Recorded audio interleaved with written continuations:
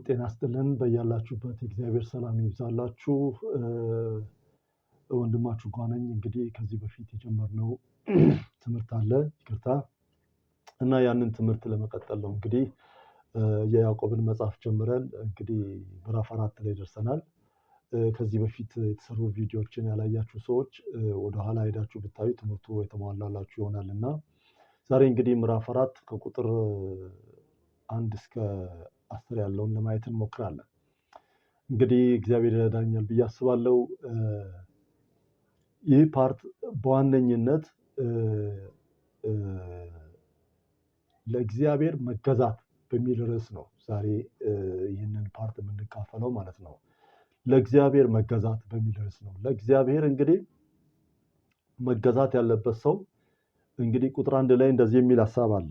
በእናንተ ዘንድ ጦርና ጠብ ከወዴት ይመጣሉ? በብልቶቻችሁ ውስጥ ከሚዋጉ ከነዚህ ከምኞቶቻችሁ አይደሉምን? እያለ ይቀጥላል። እያንዳንዱን ቨርስ ባይ ቨርስ ለማየት ምን ለማለት ፈልጎ ነው እንደዚህ እያለ ያለው ያዕቆብ የሚለውን ማየት መቻል አለብን። እንግዲህ በብልቶቻችሁ ውስጥ ከሚዋጉ ከነዚህ ከምኞቶቻችሁ አይደሉምን ይላል። እንግዲህ ምኞቶቻችን በእኛ ውስጥ ያሉ እንደሆነ እናያለን ማለት ነው። እንግዲህ ፍላጎቶቻችን የኛ የሆኑ ናቸው ማለት ነው። ፍላጎቶቻችን ምንድናቸው ማለት ነው? የኛ የሆኑ ናቸው ማለት ነው። እንግዲህ ምን አይነት ምኞቶች ናቸው እና የሚለውን ማወቅ መቻል አለብን። ምን አይነት ምኞቶች ናቸው የሚለውን እንግዲህ ከዚህ በፊትም በሰራኋቸው ቪዲዮዎች የተወሰነ ነገር ለማንሳት ሞክሬያለሁ። በዋነኝነት እዚህ ጋር ሊያነሳ የፈለገው ነገር ምንድን ነው ብትሉኝ በዋነኝነት ራስ ወዳድ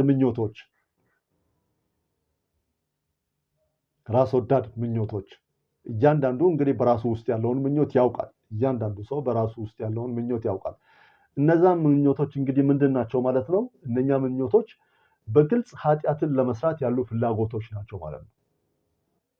ኃጢአቶቹ በውስጣችን ውስጥ ኃጢአትን ለመስራት ያሉ ፍላጎቶች ናቸውና ክፉ ምኞቶች አንዳንዴ እነዚህ ነገሮች እንግዲህ በብልቶቻችን ያሉ ነገሮች ስንላቸው ክፉ ነገሮች ላይሆኑ ይችላል።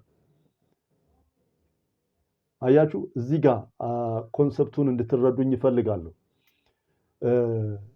በብልቶቻችን ያሉ ከነዚህ ከምኞቶቻቸው አይደሉም።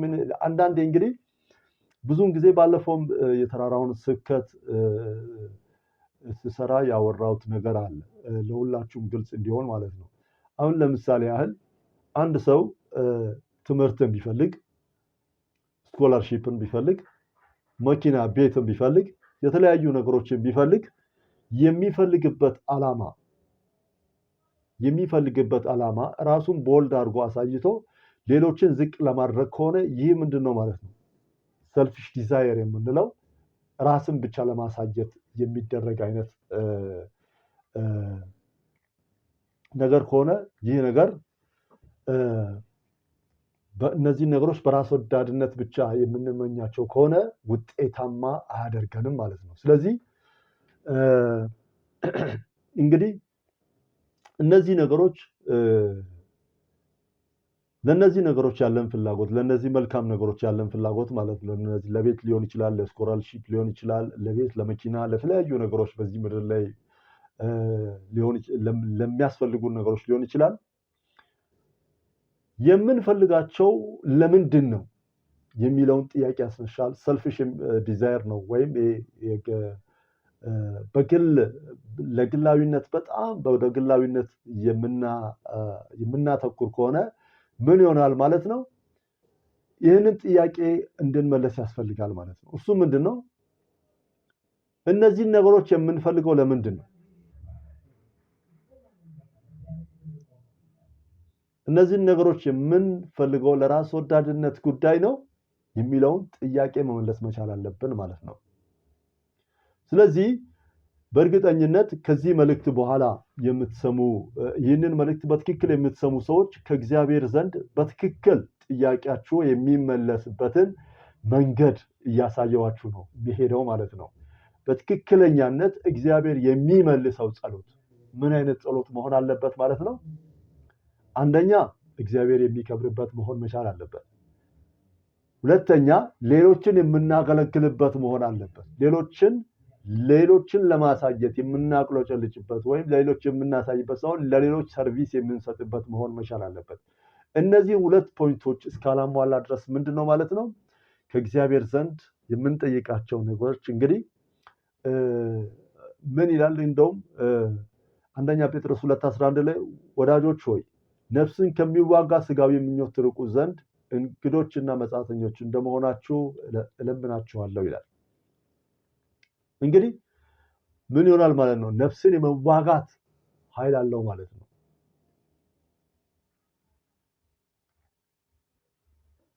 እንግዲህ ይህ ማለት ምንድነው?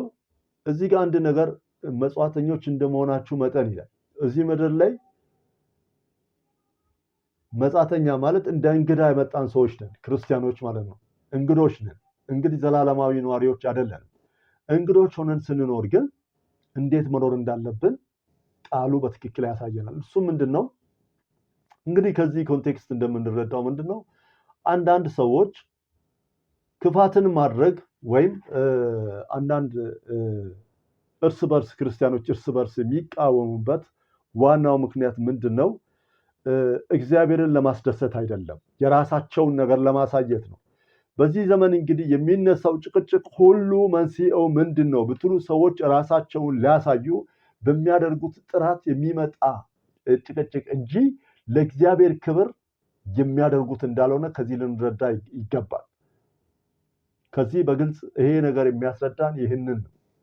ስለዚህ ምን እያልክ ነው ያለኸው ብትሉኝ እግዚአብሔር ክርስቲያኖች እርስ በርስ በመጋጨታቸው አይደሰትም።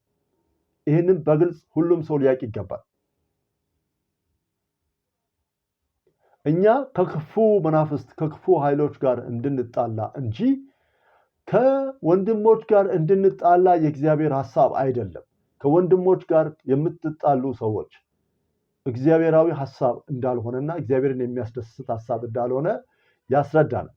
ኢቭን እንደውም ምንድነው ዮሐንስ 16:2 ላይ እንደምናየው ኢየሱስ ክርስቶስ የተናገረን ምንድነው? ክርስቲያኖች እንደሚሰደዱ ከምኩራባቸው ያወጧቸዋል፣ ከዚያም በላይ ደግሞ የሚገድላቸው ሁሉ እግዚአብሔርን የሚያገለግል የሚመስልበት ጊዜ ይመጣል ይላል። ስለዚህ ቅድም ለማለት እንደሞከርኩት መዋጋት ያለብን ከሰይጣን ጋር እንጂ ክርስቲያን እርስ በርስ ከተከፋፈለ እርስ በርስ ከተጠላላ የእግዚአብሔር መንግስት ጸንቶ አይቆምም። ይህንን በግልጽ ልንረዳ ይገባል። ይህንን በግልጽ ልናውቅ ይገባል። ስለዚህ ቁጥር 2 ላይ ስንመጣ እንደዚህ የሚል ሐሳብ አለ። ትመኛላችሁ ለእናንተም አይሆንም። ትመኛላችሁ ለእናንተም አይሆንም። ትገድላላችሁ፣ በብርቱም ትፈልጋላችሁ፣ ልታገኙም አትችሉም። ትጣላላችሁ፣ ትዋጉማላችሁ፣ ነገር ግን አትለምኑምና ለእናንተ አይሆንም ይላል።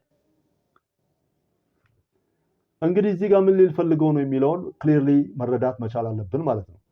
እዚህ ጋር በግልጽ የሚያስረዳን ነገር ምንድነው?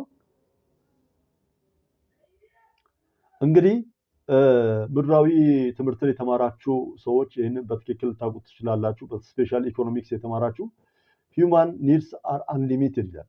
የሰዎች ፍላጎት አይሟላም። ምንድነው እዚህ ጋር ከቃሉም እንደምንረዳው ብዙን ጊዜ ሰዎችን ስግብግብ እንዲሆኑ የሚያደርገው ነገር ምንድነው ብትሉኝ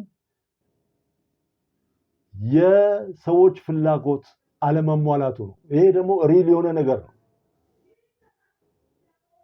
ስለዚህ እግዚአብሔር የሰጠን ነገር የተሟላለን ነገር ካለ እግዚአብሔር የሚያስፈልገን ነገር አያጎልብንምና ስለዚህ ከስግብግብነት ልንወጣ ይገባል ማለት ነው። ስለዚህ እንደምናውቀው በዚህ ምድር ላይ እንግዲህ እርካታ በምድራዊ ነገር ብቻ እርካታ ለማግኘት ከፈለግን ከእግዚአብሔር ጋር የሚያጣላን ሁኔታ እንዳለ ያሳየናል ይሄ ክፍል ማለት ነው። ስለዚህ እግዚአብሔርን መለመን አለብን። እግዚአብሔርስ እንዴት መለመን አለብን የሚለውንም አብረን እናያለን ማለት ነው። ስለዚህ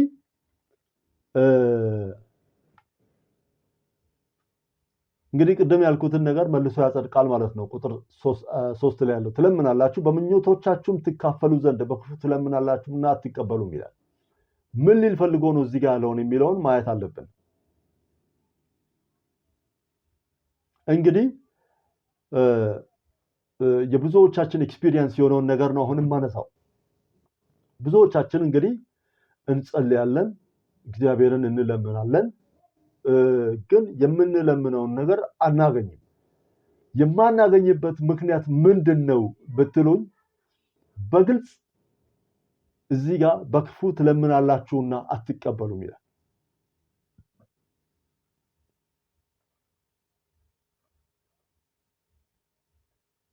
ስለዚህ ይህንን በትክክል ልንረዳው ይገባል ማለት ነው። ስለዚህ ሌላው ምንድነው እግዚአብሔር እንግዲህ ቅድም ብያለው ሌሎችን ልናገለግልበትና እግዚአብሔር ሊከብርበት ካልሆነ እግዚአብሔር ለዛ አይነት ጥያቄ መልስ አይሰጥም። ደግሞ ሌላው ምንድነው እንግዲህ ማርቆስ 14:36 ላይ ኢየሱስ ክርስቶስ ራሱ ያስተማረን እሱ ሲጸልይ እንግዲህ ከሱ ጸሎት እኛ እንማራለን ማለት ነውና ኢየሱስም ብሎ እዚህ ጋር ጸለየ። አባት ሆይ ሁሉ ይቻልሃል፣ ይህችን ጽዋ ከኔ ውሰድ፣ ነገር ግን አንተ የምትወደው እንጂ እኔ የምወደው አይሁን አለ ይላል። ስለዚህ የምንጠይቃቸው ነገሮች የእግዚአብሔር ፈቃድ የሱ የልብ ሐሳብ መሆናቸውን ማጣራት መቻል አለብን ማለት ነው። ይህንን በግልጽ ልናውቅ ይገባል። እነዚህ ነገሮች በግልጽ ካላወቅን የእግዚአብሔርን የልቡን ሐሳብ ካልጠየቅን ኢቨን መልስ ላናገኝ እንችላለን። እንግዲህ ይህንን ስል ባይብሊካል እውነታው እንዳለ ነው። ብዙ ነገሮችን ሊጠቅስላችሁ ይችላሉ። አሁን ከኮንቴክስቱ አንጻርና ከቃሉ አንጻር ያሉትን ብቻ ነው እያነሳውላችሁ ቢሄደው። ለምሳሌ ያህል ሰለሞንን ብንወስድ ማለት ነው። ሰለሞን ለእግዚአብሔር መስዋዕት አቀረበ። መስዋዕት ካቀረበ በኋላ የእግዚአብሔርን ሐሳብ ነው የጠየቀው። የእግዚአብሔር ሐሳብ ምንድነው? ይህንን ህዝብ እንዳገለግል የመጀመሪያው ይህንን ህዝብ እንዳገለግል የሾምከኝ ከሆነ ማስተዋልና ጥበብን ስጠኝ የሚል ጥያቄ ነው የጠየቀው። ይህ ጥያቄ የእግዚአብሔርን ልብ ነካ ማለት ነው። ስለዚህ የእግዚአብሔርን ልብ የሚነካ ጥያቄ መጠየቅ እንድንችል ሐሳቡን እንድናውቅ ፈቃዱን እንድናውቅ ዘንድ ያስፈልጋል። ለዚህ ደግሞ ጸሎት ያስፈልጋል ማለት ነው እና ይህንን በግልጽ ልናውቅ ይገባል ማለት ነው። ስለዚህ ሁለት ጥያቄዎችን ልንመልስ ይገባል ማለት ነው። ሁለት ጥያቄዎችን ክሊርሊ ልንመልስ ይገባል ማለት ነው። አንደኛው ምንድነው እንግዲህ ሰላማን ስል እግዚአብሔርን እለምናለሁ የሚለውን አንደኛው ጥያቄ ነው። ስለ እኔ ወይስ ስለ እርሱ የሚለውን ልንጠይቅ ይገባል ማለት ነው።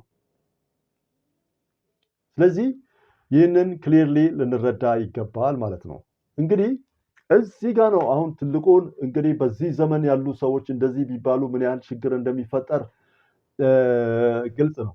ግን እዚህ ጋር ያዕቆብ ምን የሚል መልእክት ነው የጻፈው? አመንዝሮች ሆይ ዓለምን መውደድ ለእግዚአብሔር ጥል እንዲሆን አታውቁምን? እግዚአብሔር የዓለምን ወዳጅ ሊሆን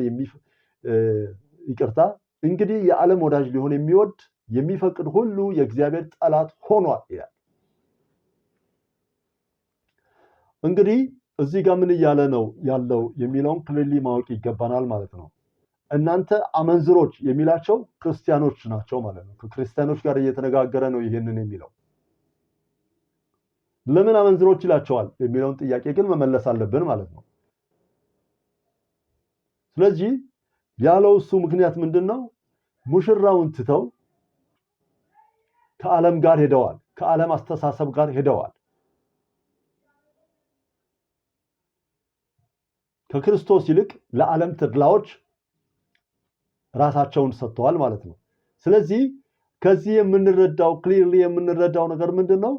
እነዚህ ሰዎች አመንዝራ ማለት እንግዲህ ከዚህ ኮንቴክስት በግልጽ ልንረዳ እንደምንችለው ለሁለት ጌቶች በአንዴ መገዛት አይቻልም ማለት ነው።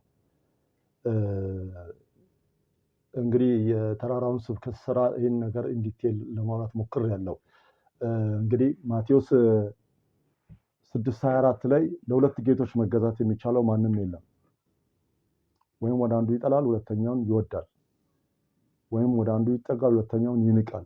ለእግዚአብሔርና ለገንዘብ መገዛት አይቻልም ይላል እና በግልጽ እንደሚያሳየው ለእግዚአብሔር መታዘዝ ወይም መገዛት የምንፈልግ ከሆነ በግልጽ ከዚህ ቃል ላይ እንደሚያሳየን ምን መሆን አለብን ማለት ነው?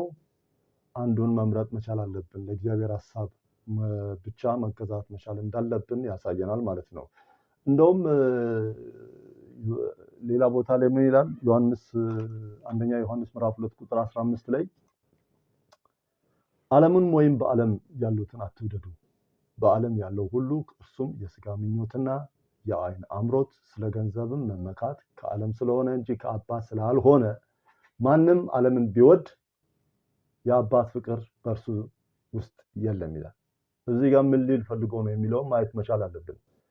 እንግዲህ ከእግዚአብሔር ሐሳብ በላይ ሌሎች ሐሳቦች እየቀደሙ ከሆነ በዓለም እንግዲህ ያሉት የሚለው እንግዲህ ዓለማዊ ወይም እግዚአብሔራዊ ያልሆኑ ነገሮችን መውደድ ማለት ነው። ከእግዚአብሔር አስበልጦ ነገሮችን መውደድ። የዓይን አምሮት እንግዲህ ከእግዚአብሔር ከበለጠ ነገሮች ሁሉ ከእግዚአብሔር ከበለጠ ሪስኩ ምንድነው? ከበለጠብን የእግዚአብሔር ፍቅር በውስጣችን የለም ማለት ነው። የእግዚአብሔር ፍቅር ደግሞ በውስጣችን የለም ማለት እንግዲህ ከኛ በላይ ከሰረ ሰው የለም ማለት ነው። ስለዚህ ከዚህ ቃል አንፃር ሪስኩ ምንድነው የሚለው ማየት አለብን። ቁጥር 5 ላይ በእኛ ዘንድ ያሳደረው መንፈስ በቅናት ይመኛል ያለው በከንቱ እንደተናገረ ይመስላችኋልን ይላል። እንግዲህ በውስጣችን እንግዲህ ባለፈው ለማንሳት ሞክሬያለሁ። ይሄንንም በተራራው ስብከት መንፈስ ቅዱስ በውስጣችን እንዳለ አዲስ ስንወለድ መንፈስ ቅዱስ በውስጣችን አለ። ያንን መንፈስ የምናሳዝን ከሆነ እንግዲህ ሪስኩ ከባድ ይሆናል ማለት ነው።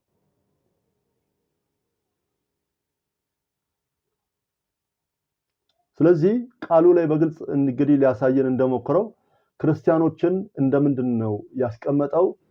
እንደ ሙሽራ እንደ ሴት ሙሽራ ነው እያስቀመጠ ያለው ክርስቲያኖችን። እንግዲህ ኢየሱስ ክርስቶስ ባሏ ከሆነ ማለት ነው። ኢየሱስ ክርስቶስ ባሏ ከሆነ ሚስቷ ስታመነዝር ካየ በጣም እንደሚቀና እንደሚቆጣ ያሳየናል ማለት ነው። እንግዲህ ስለዚህ ጉዳይ ሁላችንም በተፈጥሮ ሁላችንም ለሚስቶቻችን ምን ያህል ሴንሲቲቭ እንደሆንን እናውቃለን። እንግዲህ የእግዚአብሔር ፍቅር ደግሞ ከዛ በላይ ስለሆነ በጣም እግዚአብሔር ቀናተኛ አምላክ እንደሆነ ልናውቅ ይገባል ማለት ነው። እንግዲህ እንደ ራስ ወዳድነት ገንዘብን መውደድ እንግዲህ የዓለምን ነገር መውደድ ከእግዚአብሔር ጋር ጥል መሆን እንደሆነ ነው እንግዲህ የሚያሳየን ማለት ነው። ከእግዚአብሔር ጋር የምናስተያየው በዚህ ምድር ላይ ሊኖር አይገባም በአጭር ቃል ማለት ነው። እግዚአብሔር ቀናተኛ ለመሆኑ መጽሐፍ ቅዱሳዊ ጥቅስ ስለምትፈልጉ ሰዎች ዘጸአት ምዕራፍ 20 ከቁጥር 4 እስከ 5 ላይ በግልጽ አስቀምጦታል። እኔ ግን ጊዜን ለመቆጠብ ያህል ቁጥር 5ን ብቻ አነብላችኋለሁ። አታምልኳቸውም በሚጠሉኝ እስከ 3 እና እስከ 4 ትውልድ ድረስ የአባቶችን ኃጢአት በልጆች ላይ የማመጣ አምላክ ነኝ ይላል። የማንን ኃጢአት ማለት ነው? የአባቶችን ኃጢአት በልጆች ላይ የሚያመጣ ነኝ። ስለዚህ እግዚአብሔር በጣም ቀናተኛ አምላክ እንደሆነ ከዚህ ልንረዳ እንችላለን ማለት ነው። ሌላው ምንድነው ደግሞ ቁጥር 6 ላይ እግዚአብሔር እንግዲህ ትዕቢተኞችን እንደሚቃወም ለትሑታን ግን ጸጋውን እንደሚሰጥ እናያለን።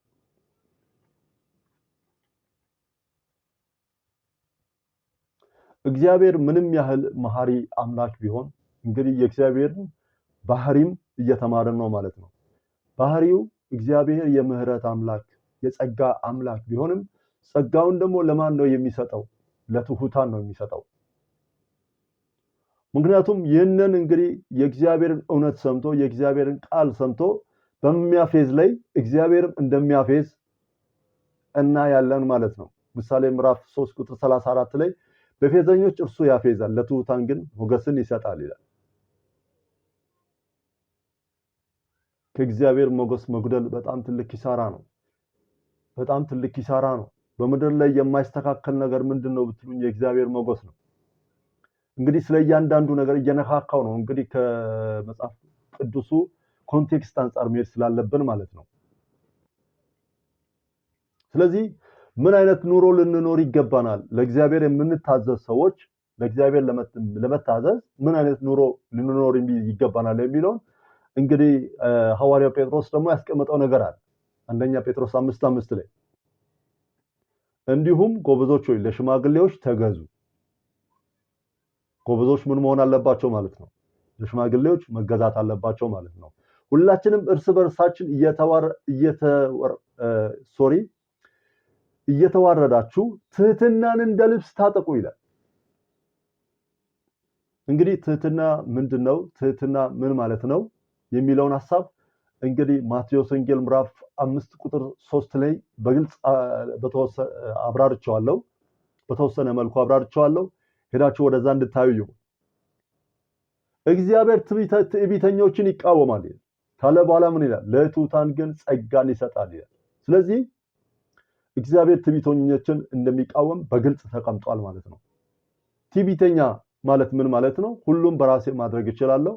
አሁን በዚህ ዘመን የሚሰበከው ስብከት ማለት ነው በራሴ ተማመን ምናምን የሚሉ ሐሳቦችን ራይዝ የሚያደርጉ ሰዎች ማለት ነው። ኢንዳይሬክትሊ የሰይጣን ሰባኪዎች ናቸው ማለት ነው።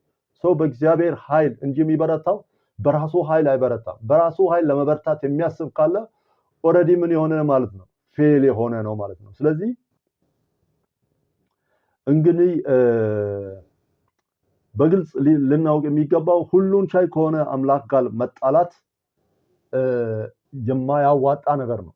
ስለዚህ ሰዎች በተቻለ መጠን ወደ እግዚአብሔር ልንመለስ ይገባናል ማለት ነው። ለእግዚአብሔር የምንታዘዝ ከሆነ ለእግዚአብሔር ምን መሆን መቻል አለብን? የምንታዘዝ ለሱ ለፍቅር መንፈስ የምንታዘዝ፣ ለሱ ለፍቅር ትምህርት የምንታዘዝ፣ ለሱ ለብርሃን መንገድ የምንታዘዝ መሆን አለብን ማለት ነው። እንግዲህ ቁጥር 7 ላይ እንደዚህ የሚል ሐሳብ አለ። እንግዲህ ለእግዚአብሔር ተገዙ፣ ዲያብሎስን ግን ተቃወሙ፣ ከናንተ ይሸሻል የሚል ሐሳብ አለ። እንግዲህ እዚህ ጋር ሊያስቀምጥልን እንደሞከረው እንግዲህ ይሄ ማለት ከዓለማዊ ደስታ ተመልሰን ለእግዚአብሔር መገዛት አለብን ማለት ነው በአጭር ቃል። ይሄ ማለት ከእግዚአብሔር ጋር ደግሞ ስንተባበር አንደኛውን አካል ወይም አንደኛውን ፓርት ሰይጣናዊን ፓርት እንቃወማለን ማለት ነው። እንግዲህ እንደሚታወቀው ሰይጣን ብዙ ጊዜ በዚህ ምድር ላይ ሰዎችን የሚሸውደው በምንድን ነው የሚለውን ይህንን በግልጽ ላሳያችሁ ሞክራለሁ። ሰይጣን ብዙ ጊዜ ሰዎችን ሊሸውዳቸው የሚሞክረው በምድራዊ ተድላና በምድራዊ ተድላ ነው። ሌላ ነገር የለም። ማታለያዎቹ የሰይጣን ማታለያዎች ምድራዊ ተድላዎች ናቸው።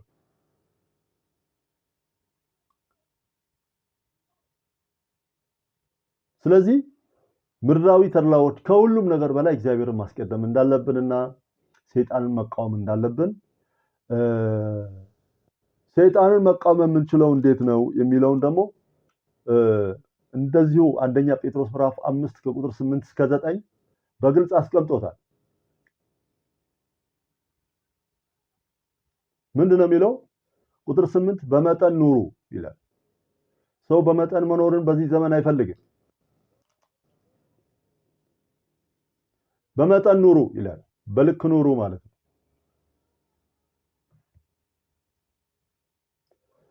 እንደዚህ የማንሆን ከሆነ ምን ይከተለናል ማለት ነው? ባለጋራችን ዲያብሎስ የሚውጠውን ፈልጎ እንደሚያገሳ አንበሳ ይዞራልና።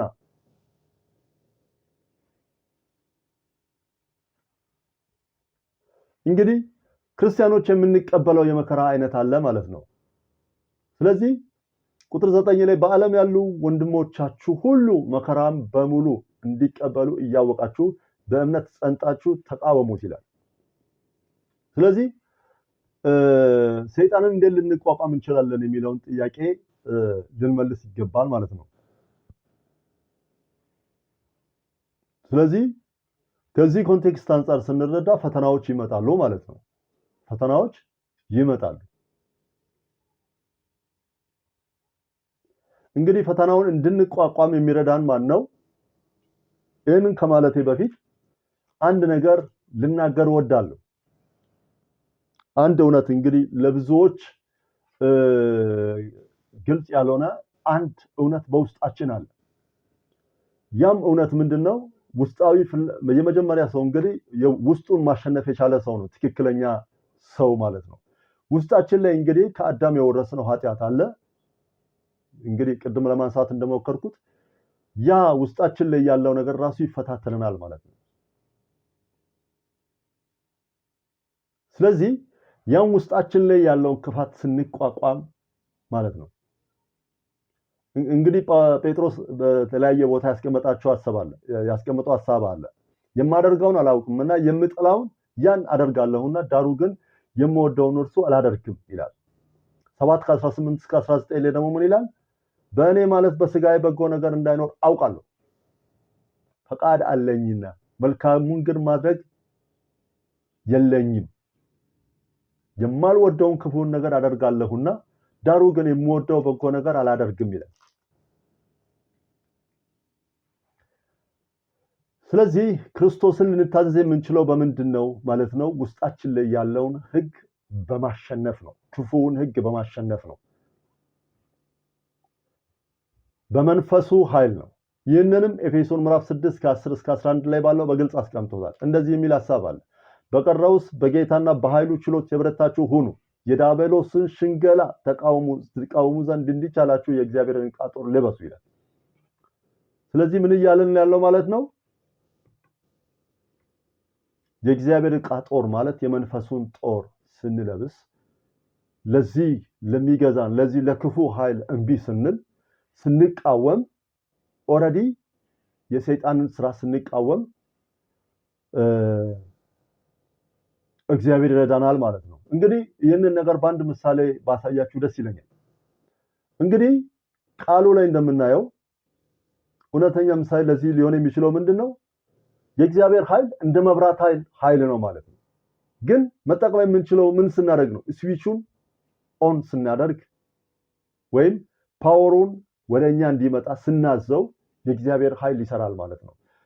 እንግዲህ ይህ ኃይል የመንፈስ ቅዱስ ኃይል በኃይላችን ላይ በላያችን ላይ ካለ ዲያብሎስን መቃወም እንችላለን ማለት ነው። ያለ ኃይል መቃወም አንችልም። ኃይሉ ደግሞ መንፈስ ቅዱስ ነው። ኦኬ፣ የእግዚአብሔር ኃይል መንፈስ ቅዱስ ነው። መንፈስ ቅዱስ ባይዘይ መንፈስ ቅዱስ መምራት ያልጀመረው ሰው ክርስቲያን አይደለም ሲጀመር። መንፈስ ቅዱስ መሪ ነው። መንፈስ ቅዱስ ምንድነው? አስተማሪ ነው።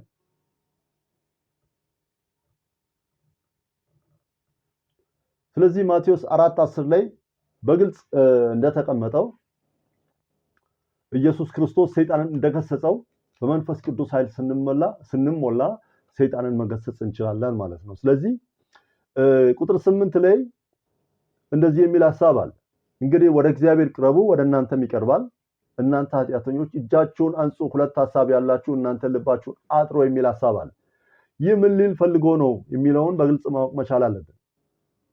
ከዚህ ቃል አንፃር ስንረዳ በግልጽ እንደሚያሳየን ማለት ነው ምን ማድረግ አለብን፣ ወደ እግዚአብሔር ለመመለስ ምን ማድረግ አለብን የሚለውን ጥያቄ ያስነሳል ማለት ነው።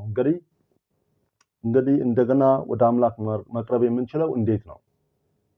መልሱን ሰጥቶናል። ስለዚህ እናንተ ኃጢአተኞች እጃችሁን ታጠቡ ይላል። እናንተ ኃጢአተኞች እጃችሁን ታጠቡ። የመጀመሪያው እርምጃ መሆን ያለበት ምንድነው ማለት ነው? ኃጢአታችንን ከላያችን ላይ ማስወገድ ነው ማለት ነው። ኃጢአታችንን ከላያችን ላይ ማጽዳት ነው ማለት ነው። ይህንን በግልጽ ልናውቅ ይገባናል።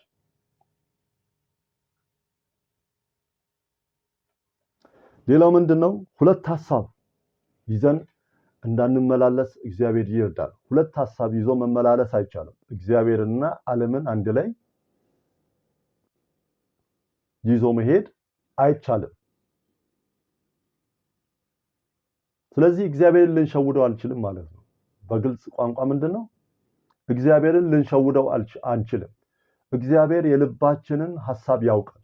እግዚአብሔር የልባችንን ሐሳብ በደንብ ያውቃል። እግዚአብሔርን የልብን ሐሳብ እንዴት ያውቃል ብትሉኝ አንደኛ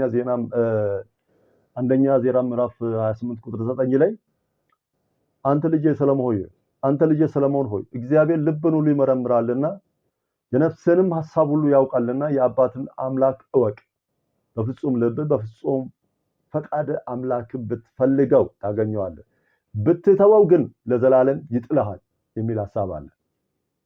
ስለዚህ ድርብ አስተሳሰብ እንግዲህ እንዳይኖረን ያስፈልጋል ማለት ነው። ሁለት አይነት አቅጣጫ ይዘን መጓዝ የለብንም ማለት ነው። እንደዚህ ሁለት ሐሳብ ያለው ሰው እንግዲህ በእግዚአብሔር ዘንድ እርኩስ እንደሆነ እናያለን ማለት ነው። ስለዚህ ምን መሆን አለብን? በአጭር ቋንቋ ወደ እግዚአብሔር ዘንድ መቅረብ እንድንችል ወደ እግዚአብሔር መቅረብ የምንችለው ምን ሲሆን ነው? በእግዚአብሔር በኩል የተሰጠንን ጽድቅ ስናውቅና በዛ ጽድቅ በአንድ አስተሳሰብ በአንድ መንገድ ስንጓዝ እንደሆነ እዚህ ጋር ያሳየናል ማለት ነው። እንግዲህ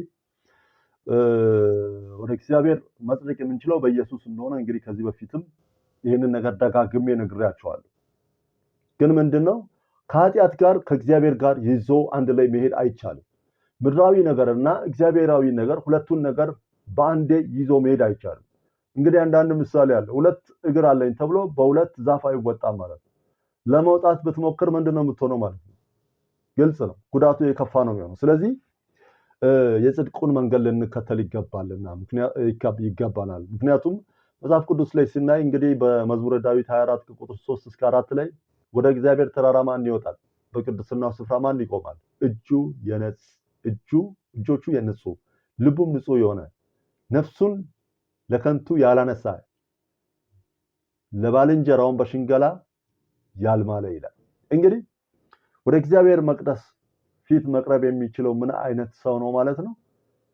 ንጹህ የሆነ ሰው። እንግዲህ ይህንን ሐሳብ እንግዲህ መደጋገም ነው እንጂ ከዚህ በፊትም ሰርቸዋለሁ። የተራራውን ስብከት ብዙዎች እንግዲህ ማቴዎስ ወንጌል ምዕራፍ 5 ቁጥር 8 ላይ ልበ ንጹሐን ብፁዓን ናቸው እግዚአብሔርን ያዩታልና። ይሄ ማለት ምንድነው? ልቡ ንጹህ ካልሆነ እግዚአብሔርን አያየውም ማለት ነው ባጭር ቃል። ስለዚህ ልባችንን ልናጸዳ ይገባል ማለት ነው። ከኃጢአት ልንወጣ ይገባል ማለት ነው። ከኃጢአት ስንወጣ የሚያጽናናን እግዚአብሔር አለ። ደግሞ ሌላው ዕብራውያን 12:14 ላይ የክርስቲያኖች ባህሪ ምን አይነት መሆን አለበት? ጠብጫሪ መሆን የለበትም። ክፉን አድራጊ መሆን የለበትም። ከሁሉም ሰላም ጋር ሰላምን ጠባቂ መሆን አለበት። እዚህ ጋር እንግዲህ ከሰው ሁሉ ጋር ሰላምን ተከታተሉ፣ ቅዱሱንም ትቀደሱም ዘንድ ፈልጉ፣ ከኃጢአት ትርቁ ዘንድ ማለት ነው። ያለ እርሱ ጌታን ሊያይ የሚችል የለም ይላል። ያለ ቅድስና ጌታን ሊያይ የሚችል የለም ማለት ነው። እንግዲህ ልባችን እንዴት ይጸዳል የሚለው ግልጽ ነው። እንግዲህ ልባችን እንዴት ይጸዳል? በንስሐ ነው። ወደ ኢየሱስ መምጣት አለብን ማለት ነው። አስተሳሰባችንን መቀየር አለብን ማለት ነው። ወደ ኢየሱስ መምጣት ማለት ንስሐ መግባት ማለት ዛሬ ኃጢአት ሰርቶ ነገ ንስሐ መግባት ማለት ብቻ አይደለም። ይህንን ነገር በደንብ እንድትረዱኝ ይፈልጋል። ወደ ኢየሱስ ክርስቶስ መምጣት ማለት አስተሳሰብን መቀየር ማለት ለአንዴና ለመጨረሻ ስትከተል የነበረውን አስተሳሰብ ሁሉ ጥለ በአዲስ አስተሳሰብ በአዲስ ልብ እንግዲህ በፍጹም ልብ በፍጹም ነፍስ በፍጹም ኃይል የሚል ሐሳብ አለ። በእያንዳንዱ ነገር እግዚአብሔርን ብቻ በመከተል የመንፈስ ቅዱስን ምሪት በመከተል መጓዝ መቻል ማለት ነውና ይህንን እንድናደርግ እግዚአብሔር ይርዳል። እንግዲህ ስለዚህ ቁጥር 9 ላይ ትጨነቁ ዘንድ አልቅሱ፣ ሳቃችሁም ወደ ሐዘን ደስታችሁም ወደ ትካዜ ይለወጥ ይላል። ስለዚህ ትክክለኛ እግዚአብሔራዊ ሐዘንን ስናዝን ከእግዚአብሔር ዘንድ በእኛ ስናዝን በማንነታችን ስናዝን በኃጢአታችን ስናዝን ከኃጢአታችን ለመጽዳት ውሳኔ ስንወስን እግዚአብሔር ራሱ ያጽናናናል ማለት ነው። ምክንያቱም እንዲሁም በተራራው ስብከት ላይ ምን የሚል ሐሳብ አለ ማለት ነው? የሚያዝኑ ብፁዓን ናቸው ይጽናናሉና ይላል። የምናዝነው የሐዘን አይነት አለ ማለት ነው እና የሚያጽናናን እግዚአብሔር መንፈስ እንዲያገኘን ሁሉ ጊዜ እንግዲህ ምናዝነው የሐዘን አይነት አለ፣ ግን የሚያጽናናን እግዚአብሔር አለ ማለት ነው። ስለዚህ ሐዘንም የምናዝነው ወደ ንስሐ ለመምጣት ነው የምናዝነው፣ በኃጢአት ነው የምናዝነው እንጂ የምናዝነው በኃጢአት ነው። የሚያጽናናን ደግሞ የእግዚአብሔር ምሪት ነው። ስለዚህ እዚህ ጋር ማዘን ማልቀስ አለብን የሚለውን ሐሳብ በግልጽ ልንይዝ ይገባልና ስለዚህ በአጭር ቃል እዚህ ጋር ኮንክሉዥኑ በጣም ደስ የሚለው ነገር ምንድነው? በጌታ ፊት ራሳችንን አዋርዱ ከፍ ከፍ የሚያደርጋችኋል ይላል። በጌታ ፊት ስንዋረድ በኃጢአታችን ስናዝን አለመቻላችንን በፊቱ ስናስቀምጥ እግዚአብሔር ቻይ አምላክና ከፍ የሚያደርግ አምላክ እንደሆነ በዚህ ቃል ግራውንድ ምን እናያለን ማለት ነው። እግዚአብሔር የተሰበረን መንፈስ እንደሚያይ በግልጽ ያሳየናል ማለት ነው። እግዚአብሔር ምንን ነው የሚመለከተው ብትሉ የተሰበረን መንፈስ። የተሰበረ መንፈስ ምን ማለት ነው? እንግዲህ መዝሙረ ዳዊት ምዕራፍ 51 ቁጥር 17 ላይ እንደዚህ የሚል ሐሳብ አለ። የእግዚአብሔር መስዋዕት የተሰበረ መንፈስ ነው፣ የተሰወረውንም የተዋረደውንም ልብ እግዚአብሔር አይንቅምና ይላል። የእግዚአብሔር መስዋዕት የተሰበረ መንፈስ ነው። ኢቭን ምንድነው ማለት ነው? መስዋዕት ነው ማለት ነው። እግዚአብሔርን የሚያስደስተው መስዋዕት ነው ማለት ነው።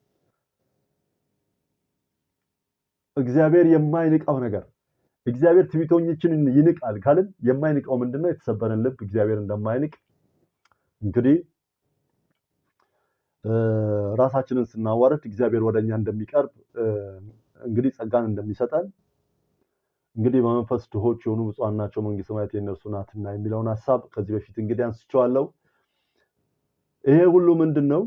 ወደ እግዚአብሔር ለመመለስ ምን አይነት አቋም ሊኖረን እንደሚገባ ለእግዚአብሔር የምንታዘዝ ሰዎች ነን ካልን ለእግዚአብሔር የሚታዘዙ ሰዎች ምን አይነት ባህሪ እንዳላቸው ምን አይነት አቋም እንዳላቸው ያሳየናል ማለት ነው። እንግዲህ በአጭር ቃል ምንድነው እዚህ ጋር አንድን ቃል በነግራችሁ ደስ ይለኛል። በእግዚአብሔር ዘንድ የሚቀበል ምን አይነት ጸሎት ነው እግዚአብሔር የሚቀበለው፣ እግዚአብሔር የማይቀበለው ምን አይነት ጸሎት ነው የሚለውን ካሳየዋችሁ በኋላ ኮንክሉዥን እናደርጋለን ማለት ነው። ምንድነው ሉቃስ 18 ከ9 እስከ 14 ላይ ጻድቅ እንደሆኑ በራሳቸው ለሚታመኑ ሌሎች ሁሉ በጣም ለሚንቁ ይህንን ምሳሌ ነገራቸው ሲል እንደዚህ ይላል። ሁለት ሰዎች ሊጸልዩ ወደ ቤተ መቅደስ መጡ። አንዱ ፈሪሳዊ ሁለተኛውም ቀራጭ ነው። ፈሪሳዊ ማለት የሃይማኖታዊ ሰው ማለት ነው። ቀራጭ ማለት ኃጢአተኛ ሰው ማለት ነው። ሃይማኖተኛ ሰው ሲጸልይ እንደዚህ አለ፣ እግዚአብሔር ሆይ እንደሌላ ሰው ቀማኛና መፀኛ መንዝራ ወይም እንደዚህ ቀራጭ ስላልሆንኩ አመሰግንሃለሁ አለ። ስለዚህ ኦሬዲ የሱ ጸሎት የሚጀምረው አጠገቡ ላይ ባለው በደካማው ላይ ተደግፎ ደካማውን በመናቅ ላይ ነው ማለት ነው። ለደካማው በመራራት ሳይሆን ደካማውን በመናቅ እንደውም የሚሰራውን ስራ ሁሉ ሲዘረዝር እናያለን። ቁጥር 12 ላይ በየሳምንቱ 2 ጊዜ ጾማለሁ፣ ከማንኛውም ሁሉ አስራት አወጣለሁ አለ። ቀራጩ ግን በሩቅ ቆሞ አይኖቹን ወደ ሰማይ ሊያነሳ እንኳን አልወደደም። ነገር ግን አምላኬ ሆይ እኔ ኃጢአተኛውን ማረኝ እያለ ደረቱን ይደቃ ነበር ይላል። እላችኋለሁ ኢየሱስ ክርስቶስ ራሱ ነው እንግዲህ ይህንን ያስተማረው። ከዚህ ይልቅ ይህ ጻድቅ ሆኖ ወደ ቤቱ ተመለሰ። ራሱን ከፍ ከፍ የሚያደርግ ሁሉ ይዋረዳል፣ ራሱን ግን የሚያዋርድ ከፍ ይላል የሚል ሐሳብ አለ። ስለዚህ ወደ እግዚአብሔር ፊት በትህትና መንፈስ ስንመለስ በእግዚአብሔር ዘንድ ከፍ የማለት እድል አለን። በእግዚአብሔር የመሰማት እድል አለን። እግዚአብሔር እንዲጠቀመን እድል አለ ማለት ነው። እግዚአብሔር ከፍ የሚያደርግ አምላክ ነው። በእውነት እላችኋለሁ እግዚአብሔር በጣም ከፍ የሚያደርግ አምላክ ነው።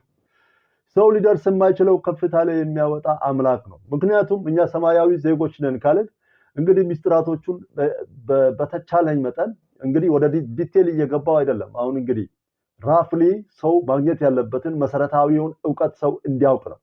መሰረታዊውን ዕውቀት ካወቀ በኋላ ወደ ውስጥ ደግሞ ወደ ዲቴል እንገባለን ማለት ነው። ወደ ሚስጥሩ፣ ወደ ከፍታው፣ ወደ ክርስቶስ መምጣት በጣም ትልቅ ከፍታ ነው።